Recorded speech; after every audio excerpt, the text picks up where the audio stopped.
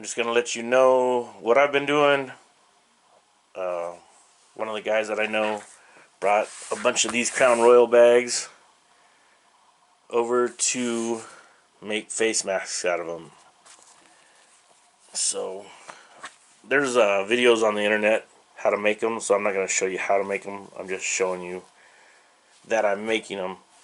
But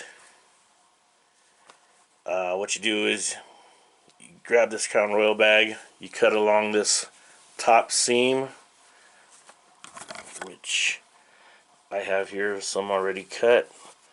This would have been here.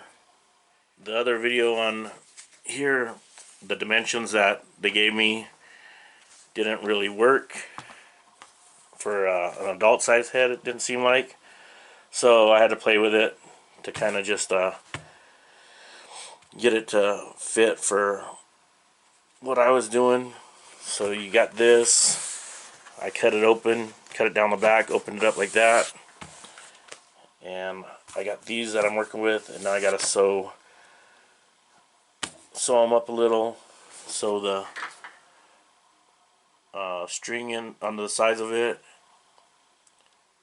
and then you got a finished product.